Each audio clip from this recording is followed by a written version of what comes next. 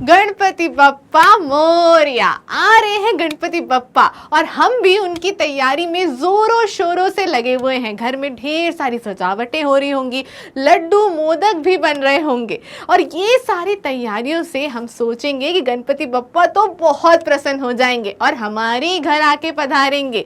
पर क्या आपको लगता है सच में गणपति बप्पा खुश हैं, प्रसन्न हैं हर एक चीज से? तो आप यहाँ पर गलत हैं। बप्पा प्रसन्न जरूर होंगे जब हम उनके लिए वो सारी चीज़ें करेंगे जो इस पर्यावरण के लिए और हमारी नेचुरल रिसोर्सेज के लिए अच्छी होंगी।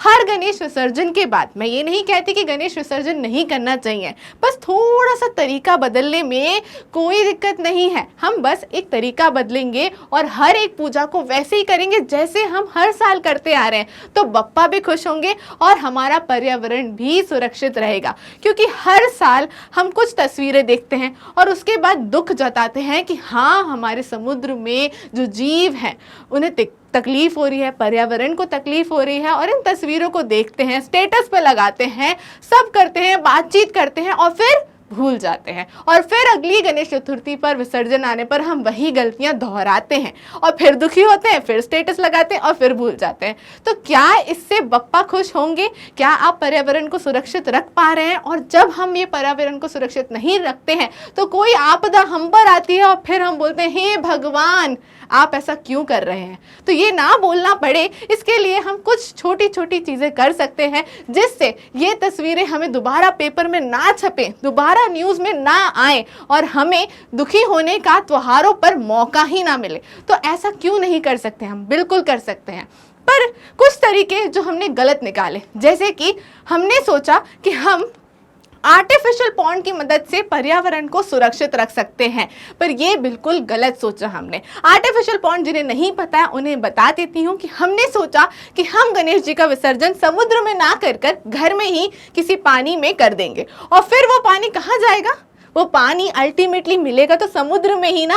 और वही हम गलती कर रहे हैं, मतलब हम नाक को ऐसे ना पकड़कर घुमा कर ऐसे पकड़ रहे हैं। तो ये गलती हम इस तरीके से नहीं पर उस तरीके से तो कर ही रहे हैं और पर्यावरण को सुरक्षित नहीं रख पा रहे हैं। तो आर्टिफिशियल पॉन्ड जो है वो बिल्कुल भी सल्यूशन नहीं है। तो क्या करें? तो घर में जब हम गणेश जी की मूर्ति ला रहे हैं और उनकी पूजा बिल्कुल दिल से कर रहे हैं तो ये ध्यान रहे कि जब भी आप गणेश जी की मूर्ति खरीदें तो वो पीओपी की बिल्कुल भी ना बनी हो, क्योंकि पीओपी एक ऐसा मटेरियल है जो पानी में आसानी से घुलता ही नहीं है और ना घुलने के कारण जो हमारी वाटर बॉडीज का फ्लो है वो खराब कर देता है, ब्लॉक कर देता है, जिससे बहुत सारी परेशानियों का सामना करना पड़ता है। तो आर्टिफिशियल गणपति यानी कि पीओपी के बने गणपति हमें घर में नहीं लाने हैं और उनकी पूजा पीओपी वाले गणेश जी की पूजा नहीं करनी है। क्या करना है? इको फ्रेंडली गणपति घर में ही बनाए या बाहर से भी खरीदे तो इको फ्रेंडली गणपति ही खरीदे। और एक चीज का और ध्यान रखें कि गणेश जी में जो पेंट यूज होता है वो पेंट खराब पेंट होता है, जिसे हम इमल्शन या एक्रिलिक पेंट कलर्स बोलते हैं। तो वो पेंट यूज नहीं करे हुए गणेश जी हमें नहीं लाने हैं, ठीक है? क्योंकि वो पेंट में बहुत सारे अलग अलग तरीके के केमिकल्स मिले होते हैं और वो केमिकल्स पानी में घुल जाते हैं और घुलने के बाद जो पानी के जीव हैं वो मर जाते हैं उन केमिकल्स के कारण। और वो पानी कहाँ आता है? हमारे घरों में आता है और हम पीते हैं और उससे हमारे अंदर भी बहुत सारी बीमारियां जो है उत्पन्न होती हैं। तो वो बीमारियां कहाँ से आ रही है? हमारे ही कर्मों का हमें फल मिलता है।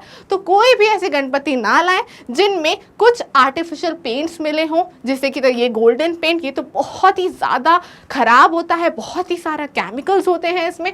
तो ऐसे गणपति हमें नहीं खरीदने हैं। तो ये कुछ चीज़ें हैं जो हमें नहीं करनी है। तो करना क्या है? करें ये कि घर में बनाए प्लांट गणेशा। प्लांट गणेशा एक ऐसा तरीका है जिसमें आपको मिट्टी से गणेशा बनाने हैं और गणेश जी बनाना बहुत ही आसान है।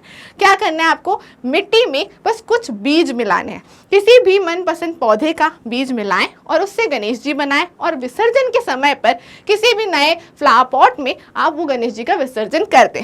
तो अगली बार जब विसर्जन में कुछ समय बाद उसी पॉट में से एक सुंदर सा पौधा खिल उठेगा। तो इससे हमारे बप्पा भी खुश रहेंगे और आप पर्यावरण को एक नया पौधा भी दे रहे हैं। तो हर तरीके से ये बहुत सेफेस्ट तरीका है गणेश चतुर्थी बनाने का। ठीक है, अगली चीज आप ये कर सकते हैं कि आप काऊ डंग यानी गाय का गोबर से भी गणेश जी बना सकते हैं। वो बहुत पवित्र भी रहेंगे, पूजनीय भी रहेंगे और बिल्कुल इको फ्रेंडली रहेंगे।